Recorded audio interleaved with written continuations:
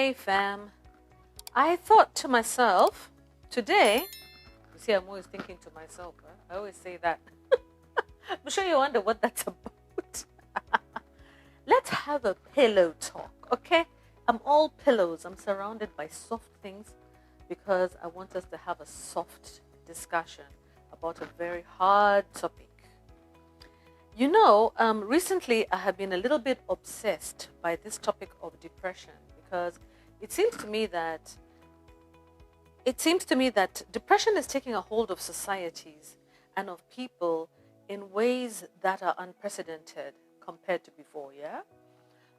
Of course, you know that the pandemic has not made it any easier for most people, and us who are in warmer climates probably have it a little bit easier than those people who always are surrounded by gray skies and gray clouds, and people who do not have access to that happy sunshine vitamin. All right.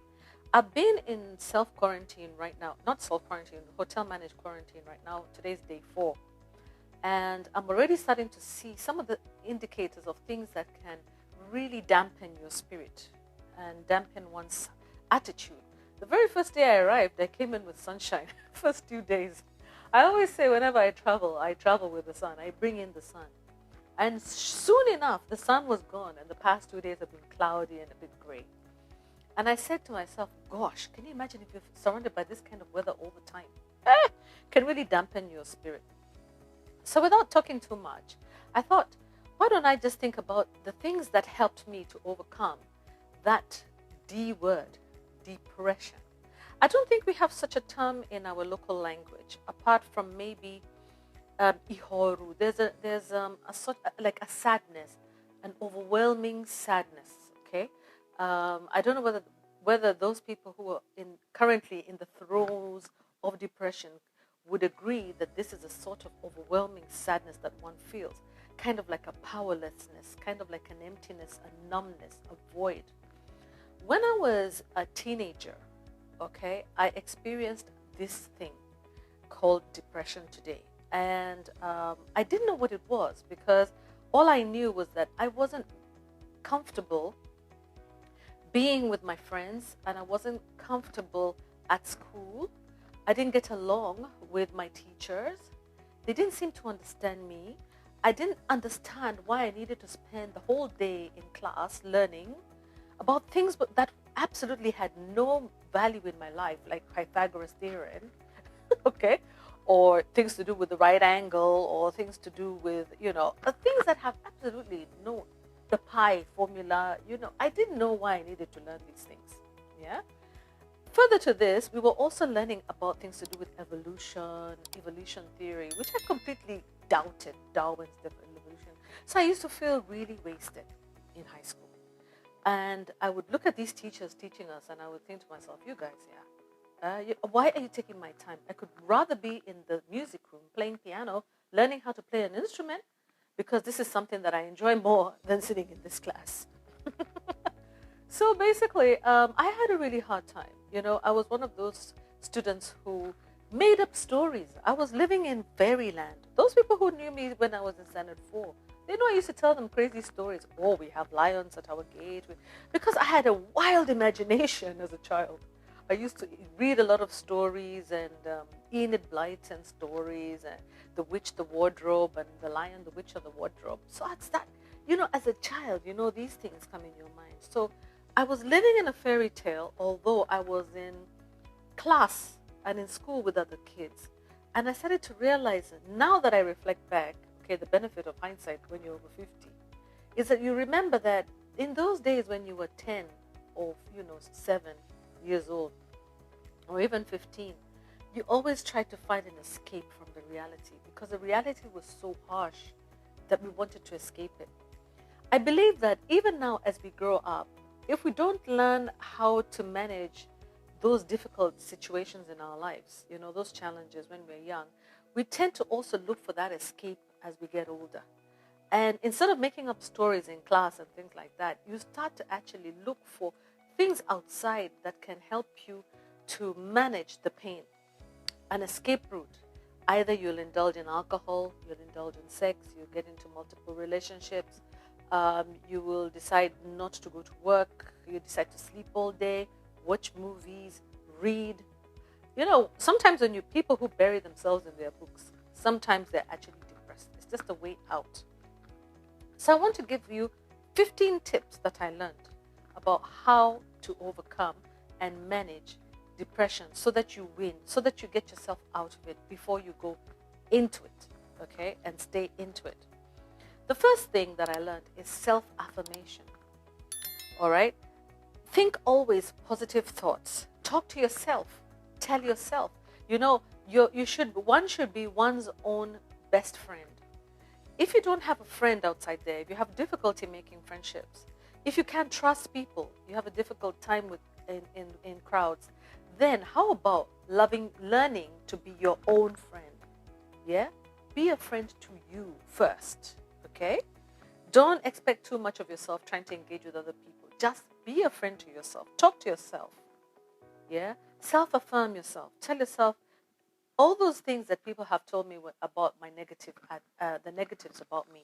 They're all wrong. They don't really know me. They don't really know who I am. Okay? I am so-and-so. So I used to tell myself, I am a gifted singer. I have a beautiful voice. Because I was told that, right? By some people, those people who recognize me. I am a good person. I am a kind-hearted person. I am a unique individual who was created different from everybody else. I do have a mission in life. I may not know it exactly right now, but I'm ready to look for it. You know, I do make other people smile. Okay? Animals see me and they come running towards me. Okay? If you're not the kind of person who really engages and interacts with people, think about what other gifts and skills that you have. And you know everybody has their own individual unique skills. Maybe you're absolutely fabulous with numbers. You just tell me, you know what, I'm a mean machine with numbers. Nobody can beat me with numbers. Yeah? I can show them what it is. Oh, you're good at computers. You know, I am the best and I will be the best at comps. Okay? So that's self-affirmation that tells you, you know what, you have a right like everybody else out there. Whether you have or you don't have. You have a right to be. You have a right to belong. You are in this world just like everybody else. I am a spirit like everybody else, in a body like everybody else. I deserve to enjoy my life just like everybody else. Okay? So self-affirmation. Talk to yourself every day. Always talk to yourself. Say and dare yourself and say, you know what? I'm going to try to do something else today. I'm going to try and apply for that application. I'm going to try and do well in my exam. I am going to try to study and do well. I am going to try and get into a relationship. I am not going to give up just because I'm rejected. I'm going to keep on trying because I know that I have a goal and an objective in the end to achieve. The second thing to do is very, very important as you're trying, you know, to affirm yourself. It's very important that you start to evaluate the relationships that you have around you. And you identify those people that do not add anything positive to your life. Those are what I call toxic people. Whether they're your parent, whether they're your sister, whether they're your friend, whoever they are, avoid them as much as possible. I know I'm saying this to young children also who are parents, sometimes who can be very toxic. Some parents, okay, I don't know why, maybe through ignorance or maybe just through their own unresolved anger issues. Sometimes they project what is within them on their innocent children. And you need to understand that many adults are still a work in progress. You as a young person could even be further ahead and further along maturely, in terms of maturity, even more than your own parent. Okay? Be aware that just because you're young doesn't mean you're stupid or dumb. Okay? You could actually have amazing capabilities and maturities that are way beyond the adults that are surrounding you who are supposed to look after you. Other adults are angry and they take out their anger, or they're frustrated and stressed and they take it out on children. When you're older and like ourselves, you may have also people like bosses and supervisors and you know your the people above you who are frustrated, and they bring out their problems also to the workplace, and eventually it ends up on their subordinates, you know. It's unfortunate, but you need to avoid those toxic people in a very, dancing around way. Okay, if there's one person who has perfected this art of dancing around people, it's my son. My son is a dancer. He knows, he's got a very high level of emotional intelligence. Build your emotional intelligence. Learn to avoid people. And avoiding doesn't mean completely avoiding them. It just means like sometimes you can just be there, but be absent mentally from them. Do not allow them to engage beyond a certain level of your cerebral, cortex.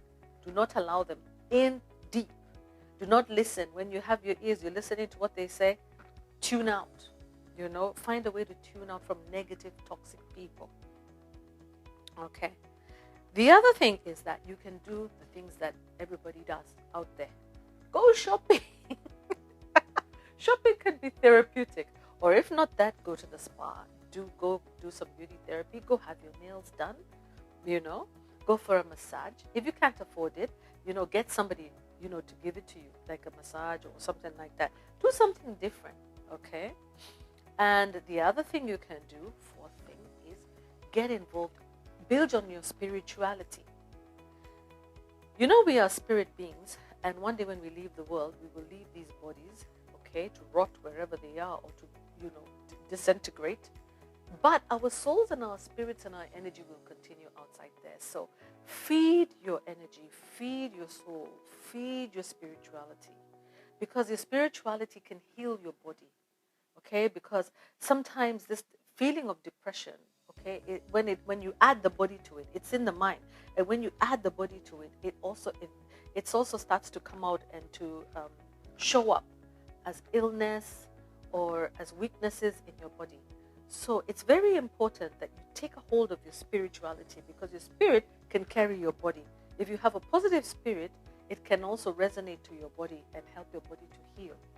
So it's very important that you get prayerful, go back to being prayerful, being spiritual, seek counsel, seek counseling, seek prayerful counseling, pray a lot, go on your knees on your own with other people, maybe join a group of spiritual people, get into some sort, either, if you're Christian, read your Bible. If you're Muslim, read your Quran. If you're neither of the two, read whatever positive value systems and moral counsel that we have had traditionally.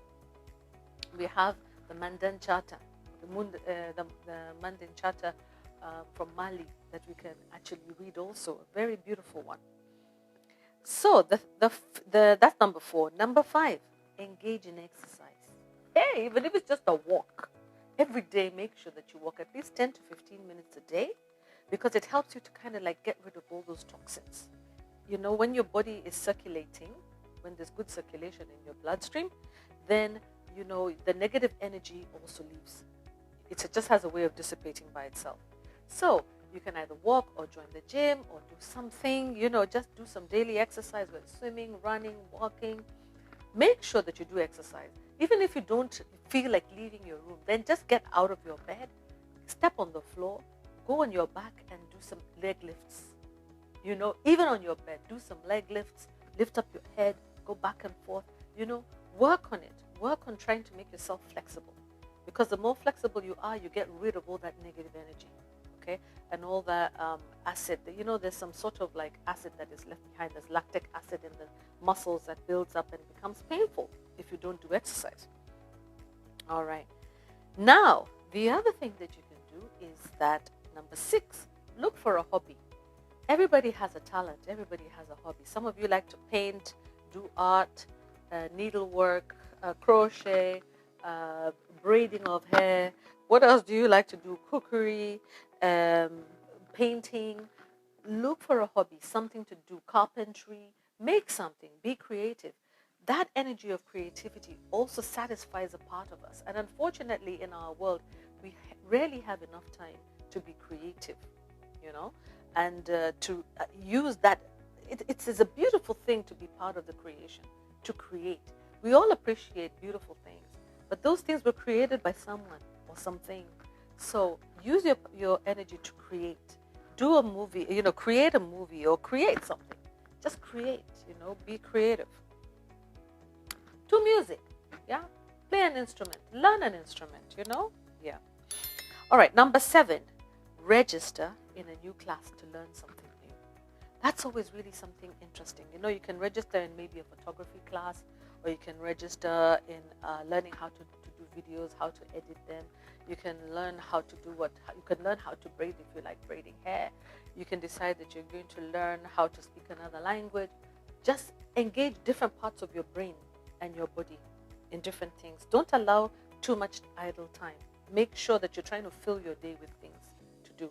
And if you're and this is, different kinds of things to do. Okay, yeah. And then number 8, by the way, garden, do gardening or get a pet. A pet is a wonderful thing, by the way. It's interesting how pets really heal people's lives. I really believe that animals are here to complement our lives, and we're making a big mistake the way we're living without them. You see the way that the world has been organized now, the architecture that doesn't allow people to keep pets or, dogs, cats, rabbits. Those animals are so important for us, apart from just being sources of food, for example, or just, sources of noise. They are just unbelievable for, engaging with them in a different way. It's engaging with nature. So looking outside of yourself, it gives you another opportunity to look outside yourself and see how you can also make an animal, engage with an animal, and make sure maybe that you take your nurturing self towards something else and give it your attention and time. And because it also gives you back, it also starts to communicate. The same thing with the garden, the same thing with plants. We have been taught that plants also communicate with us. Everything is alive, everything has energy. I was watching one YouTube video once where this lady was talking to water. I couldn't believe it. There was this river that was coming towards she lived by a riverbank, and at one point there was flooding. And she decided to talk. She saw water coming up, gaping through the hole.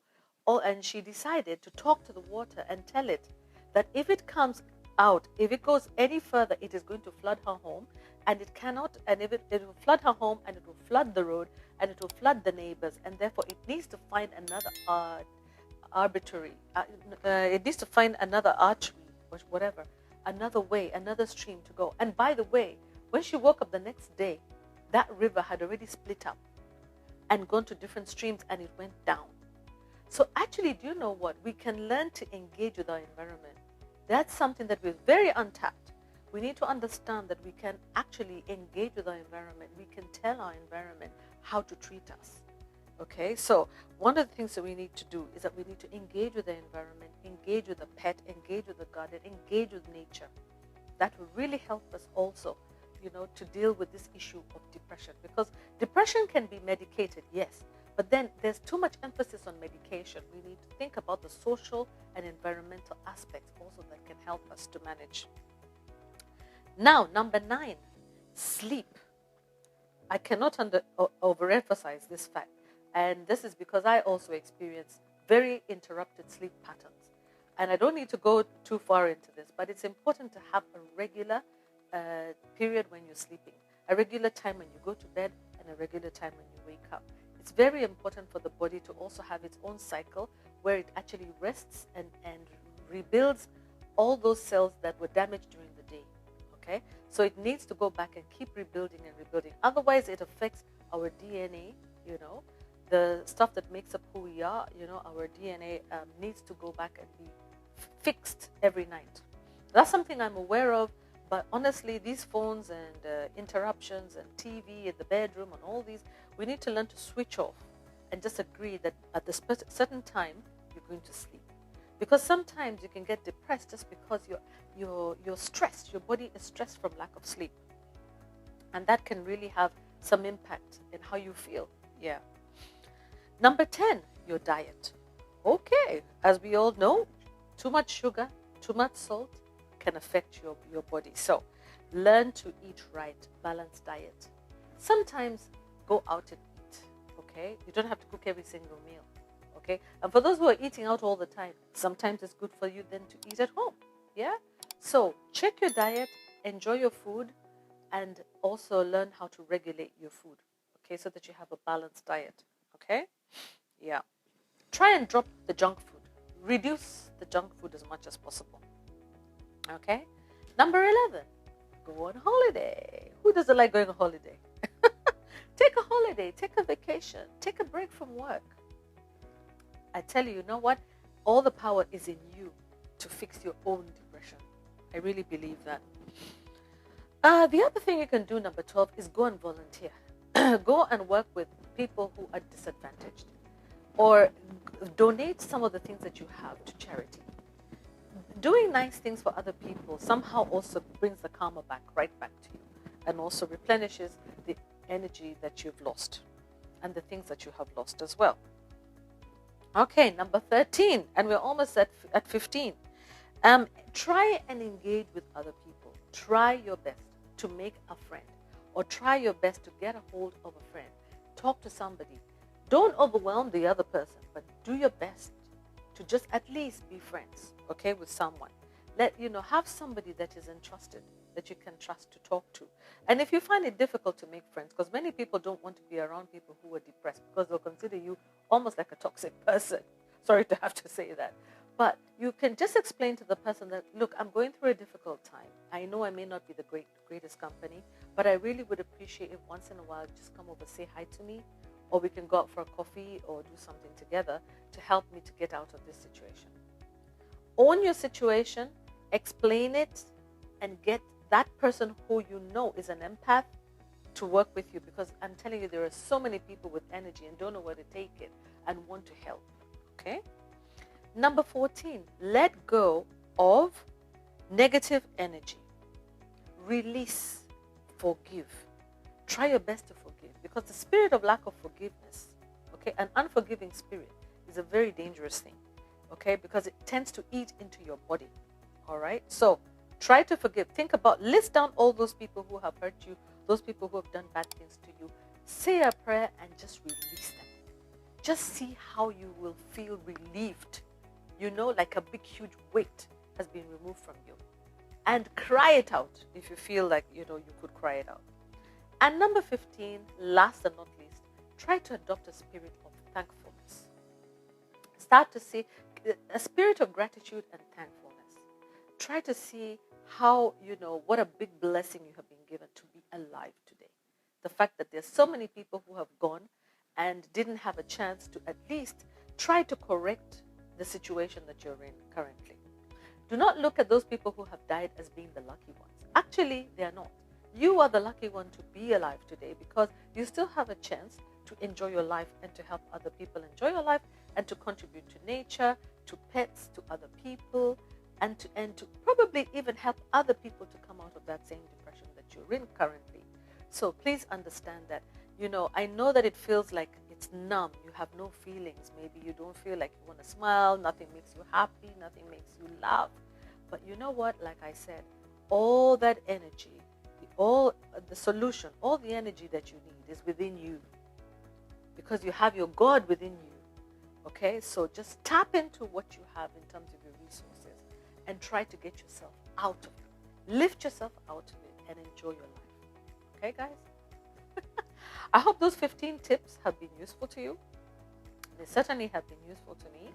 And I am still working very hard to maintain my mental health, because everybody has mental health challenges, and it's just a matter of learning how and learning the tricks about how to address these issues so that they don't get to you. Yeah. Okay. Wish you well. Wish you quick recovery. And I also, let me know, your views and your feelings about this. Yeah. And let's have this discussion on mental health and depression. Okay. Bye-bye, guys. Okay, guys, lunch has arrived. Day 4 quarantine. Today we have, according to the menu, what did we have today for lunch? We have tomato and basil soup, bread roll, fruit, and chocolate bar. Let's see this tomato and basil soup. The other time I was eating leek. That is definitely tomato there. Tomato.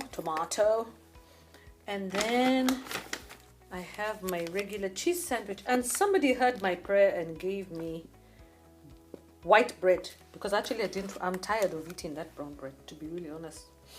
Then aka fruit, Very important to eat le fruit. A little tiny piece of bread for here. It's brown though. You people, these Snickers bars. It looks like Halloween. By the time I get home, it'll be like Halloween. I'll be carrying so many of these bars of chocolate. I have them in the fridge and some water, which is great. You guys, you know, hey, now we're back in England for real. But look at those skies. Look outside my window. Look how it's raining. And look how cloudy and grey and miserable it is. Yep. No 2 days are the same in England. Look. Sometimes I remember when my son used to say, "Nook." Let me try this tomato basil soup here.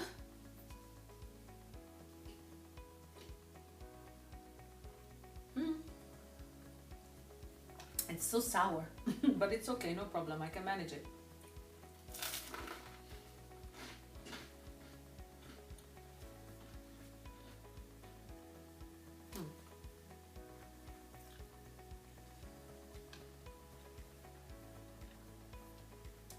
A bit tangy, that's all right. I'm not so much an acid person, but it's not bad. I tell you what, one of the things that we need to get right in Africa is how to make bread. It looks like we have zero clue how to make bread. We make it usually too sweet and we don't get the texture right. This is just perfect, you know. These guys on their bread, hey, you know their bread is like a ugali or their pap or fufu. This is their fufu. I cannot believe the weather. I can see the train going by there. The weather is so not inviting. I have to just get used to it. I'm used to the sun.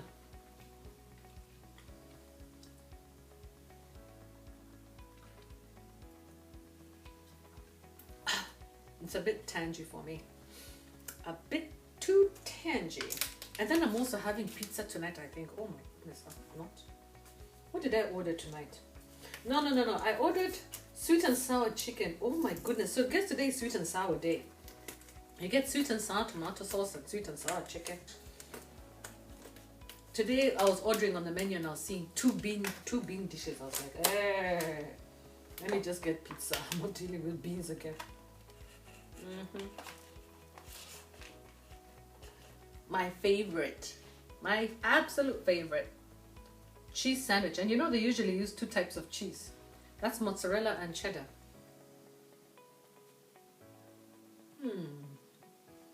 Nice. Okay. Talk to you later. Let me eat.